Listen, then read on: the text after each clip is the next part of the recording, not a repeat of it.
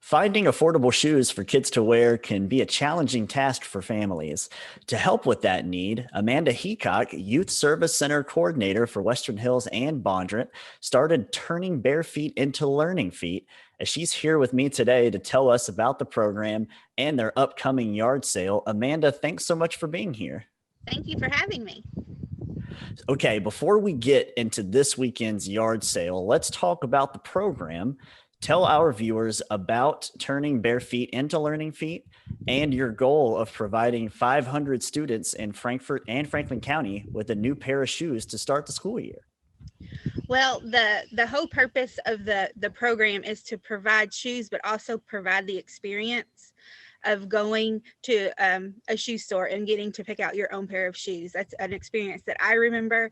So I'm trying to give that to other students who might not normally have that experience. So they'll come and line up, and then the shoes will be divided into shoe sizes, so they can go to a certain area to try on their shoes, and they'll have a personal shopper to help them do that. And then they get to pick out what pair of shoes they want, and then that's it. So the goal is to provide 500 pairs of shoes. If we could do more than that, that'd be amazing. We've been able to provide about 1,000 pairs the past 2 times that we've been able to have the program. So the more, the better. It's just a wonderful experience to see the kids' faces when they get to pick out that pair of shoes. Oh, I bet that is such a great experience. How long have you been doing this program? We did it for 2 years, and we took last year off because of the pandemic. And we normally have it at Elkhorn Elementary, which is where I was previously a family resource coordinator, but this year we're going to have it at Bondurant outside, so we can still meet those social distancing guidelines and fresh air around us all. But instead of classrooms, we'll have areas still where they can go to their certain size. So this experience is still there. It's just going to look a little bit different. Yeah, as with most things that we've seen from last year and this year, we'll try to recreate the experience, but be a little different. Let's talk about the yard sale. It's this Saturday, April 10th from 9 a.m. to 1 p.m.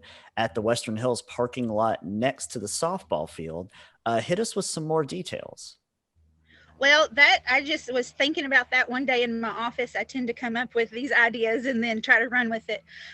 It's really twofold.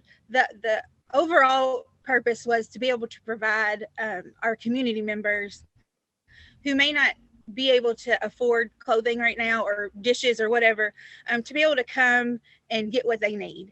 At first I was going to charge $1 for every item, and then I was like, sometimes that can be too much, which especially during this time. So I decided to just do a quarter. So everything's a quarter, or whatever you can pay. So, and then I got to thinking, well, maybe we could do this to help our shoe program at the same time. So we're also accepting monetary donations. If people just they don't want to buy anything, they just want to help the program, this is a good way that they can just kind of do that.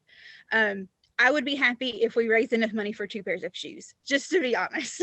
So we're not looking to make big bucks. We're just looking to really get our name out there as youth service center coordinators and what we do.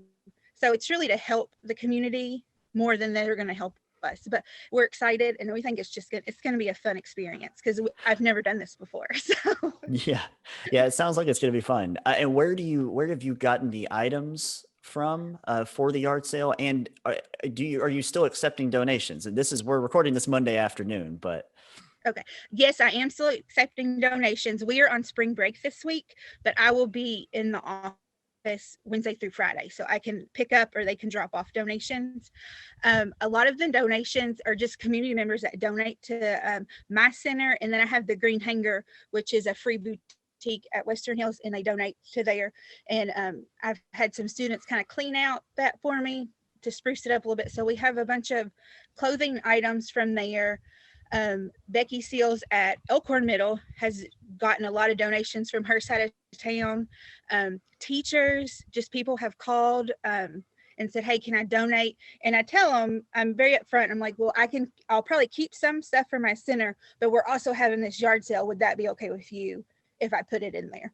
just so they know that I am charging a quarter, but sometimes people like to donate to us because we do things for free. So it's really been a community effort to get all this stuff together. That's terrific. And you mentioned we've been talking about the yard sale. Of course, it's Saturday, April 10th, but it's actually benefiting the giving of the shoes. We mentioned that earlier a little bit, the event, and that's set to take place in July, right? Yeah, July 24th. Okay. And you said it was at Bondurant, that event will be? Yes, yes, that'll be in the parking lot at Bondurant. Okay. And you mentioned you have it sort of sectioned off based on size, right? And tell me a little bit how that actual event works. And then also if there are ways that viewers can get involved there and just involved in the program in general. Yeah, absolutely. So the day of the program, I'm not sure on the time yet, but it's usually like a 3-hour program. So you would just line up. We'd have a sign to show you where you line up, and we'll let a few people in at a time just so it's not a rush, like a mad dash to get the shoes, because we really want that experience. So everything will be labeled, girls shoes, boys shoes, these size, and we have sizes from like 7 little kids into like I try to get at least size 12 an adult, because we have those high schoolers that have the bigger feet. So they will go to, I'm hoping to have tents since it'll be outside, and they'll go to that assigned tent. They can peruse the shoes because they'll all be set out for them to look at, and they can try them on, and we'll have socks there for them to try on, and then whichever ones they decide they get to go home with. But the student has to be present to get the pair of shoes. So that's kind of how it goes. And even though we might have a huge line, it goes really smoothly. So that's really wonderful. And then if people want to get involved, volunteers, they can come the day of the event, and I can have them in a tent helping, or they can just walk around and welcome our guests, or they can help me set up. It's really, they can call me or email me, and we can get something set up for them. For my email, it's amanda.heacock@franklincountyschools.us, that whole big long thing. And then my work cell phone number is 502-234-0320.